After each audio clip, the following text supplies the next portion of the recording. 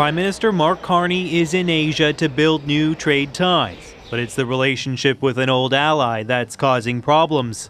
As the U.S. threatens an additional 10% tariff on Canadian exports, Carney says he has a plan. Building at home, diversifying our trade relationships abroad, and being ready to work with the United States government as and when the time comes. In the hallowed corridors of Ottawa's centre block, where the chill of October winds seeps through ancient stone, Prime Minister Mark Carney stands as a sentinel of calculated calm amid the whirlwind of North American trade diplomacy. It's October 23, 2025, and the air crackles with the electricity of impending breakthroughs or breakdowns, as bilateral talks with the United States surge toward a crescendo at the Asia-Pacific Economic Cooperation Summit in Gyeongju, South Korea. Carney, the former Bank of England governor whose financial acumen once steadied global markets through the 2008 abyss, now navigates a far more personal peril: the protectionist tempests unleashed by President Donald Trump.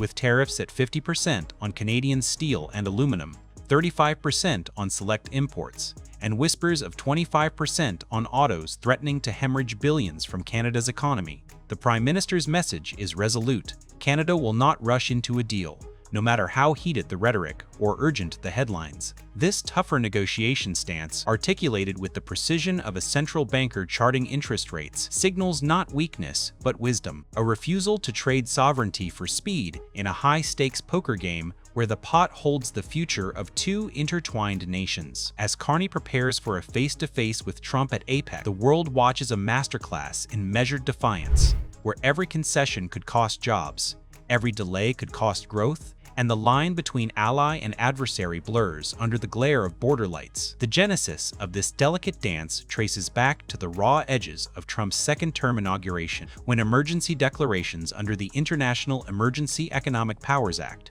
on February 1 transformed campaign bluster into border barriers. Overnight, 25% duties slammed Canadian goods, justified by fentanyl flows and trade deficits that Trump branded as existential threats to American workers. Canada, exporting 75% of its goods southward, from the humming assembly lines of Windsor to the vast oil sands of Fort McMurray, recoiled as steel exports plunged 40% and aluminum shipments withered. Carney, sworn in just months earlier on April 28 after a razor-thin Liberal victory, inherited not just the tariffs but the ghosts of past skirmishes: the 2018 NAFTA renegotiation that birthed the USMCA, only now shadowed by Trump's hints at bilateral carve-outs excluding Mexico. His initial response was a blend of olive branch and iron fist retaliatory levies on $30 billion in U.S. imports, targeting Kentucky bourbon and Florida oranges to pinch Republican strongholds, paired with a bold vision to double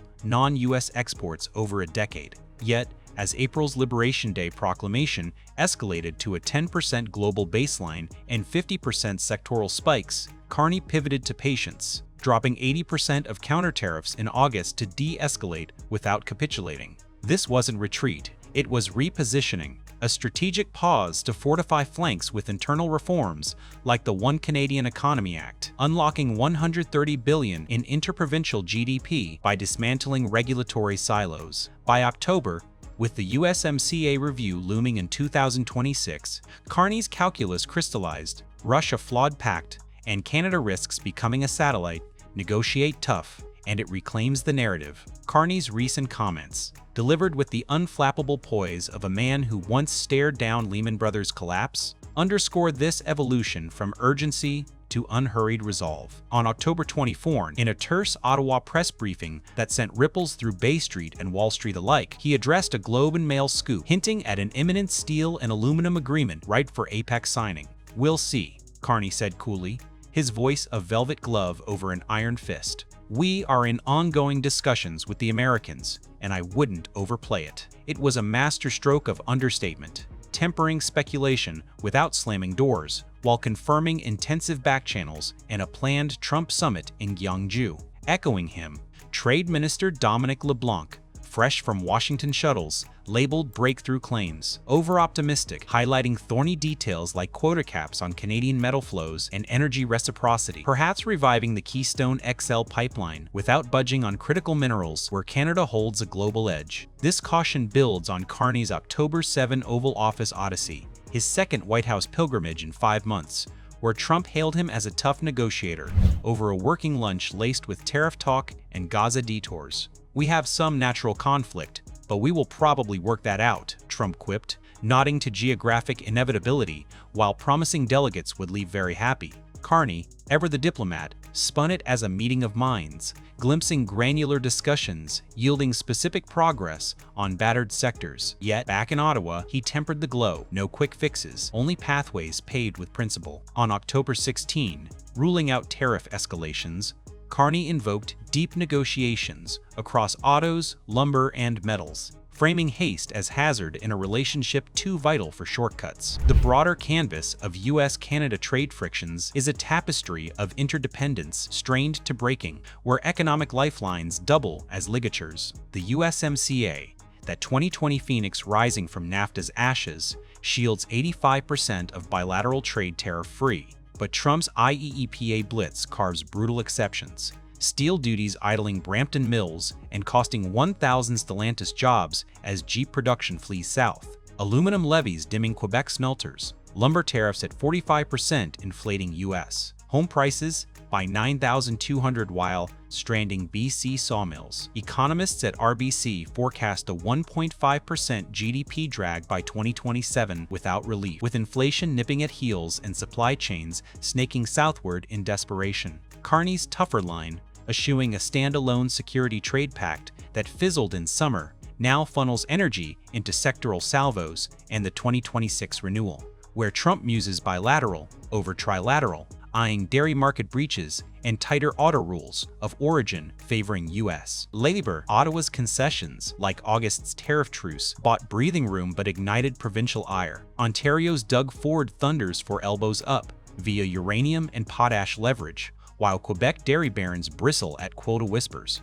Carney parries with a $5 billion industrial resilience fund, subsidizing SMEs and R&D in AI and clean tech, while the Buy Canadian mandate injects $50 billion into domestic procurement. It's a hedge against rupture, blending defiance with diversification. FTAs with Indonesia sealing 20% ag export gains. Mercosur revival courting machinery makers, reducing U.S. fealty from 75% without burning bridges. As the Supreme Court eyes IEEPA's constitutionality on November 5, potentially voiding 75% of duties, Carney's patience plays the probabilities, turning tariff torment into a forge for self-reliance. Public and political reactions to Carney's stance pulse like a barometer of national temperament, a mix of grudging admiration and gnawing frustration that mirrors the border's own uneasy truce. On platforms like X, the discourse is a digital bonfire. Supporters exalt Carney's steadiness as chess against Trump's checkers,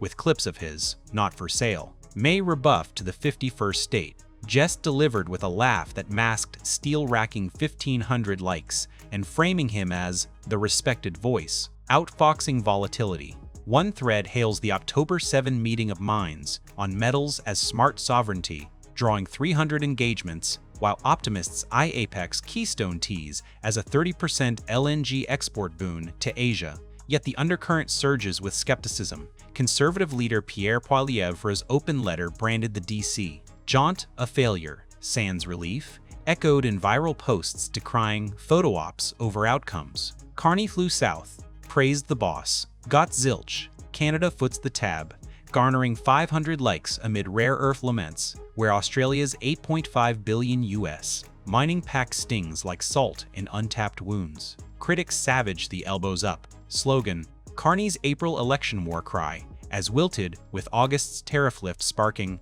missing elbows, memes, and 200 share threads questioning his globalist grifter past. Broader fury ties to the Buy Canadian boycott, where 43% shun U.S. goods, spiking domestic sales 15–20%, but fueling job jitters in Ontario's auto belt.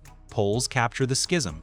Nanos shows 60% approve Carney's handling, buoyed by his unflappable Oval Office poise, but dips to 45% in tariff-torn Quebec, where 100,000 manufacturing roles teeter. X's raw chorus, from play to win, rallying cries to desperate address. Barbs on Carney's budget bombshell reveals a populace torn between trust in his ledger and thirst for tangible triumphs, demanding not capitulation, but conquest on Canadian soil. The implications of Carney's unhurried resolve ripple far beyond bilateral briefcases, etching potential fault lines into the North American edifice and beyond. A steel-aluminum pact, if inked at APEC, could cascade into energy ententes, cementing Canada as an energy superpower.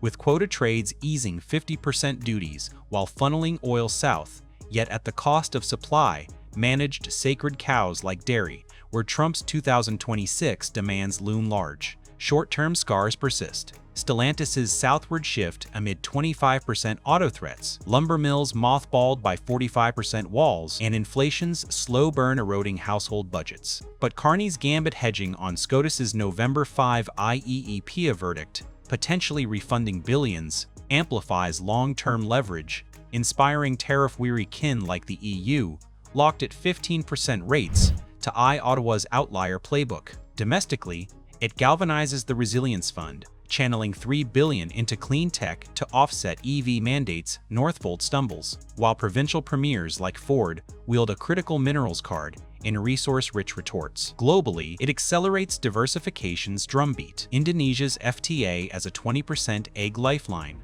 Mercosur's machinery thaw, and whispers of a democratic trade bloc with Brussels and London to withhold potash and uranium. Risks shadow the horizon.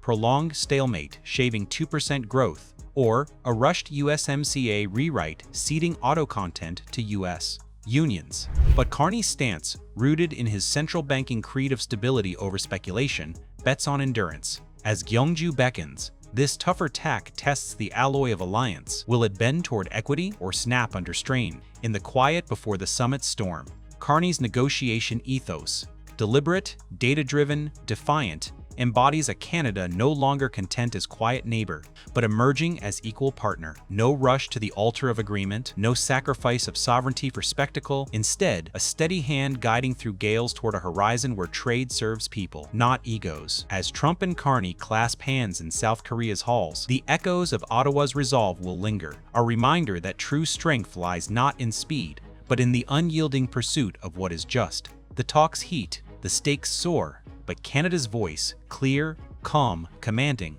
cuts through, charting a course where concessions come on its terms, and the dawn of a balanced North America breaks not in haste, but in harmony forged by fortitude.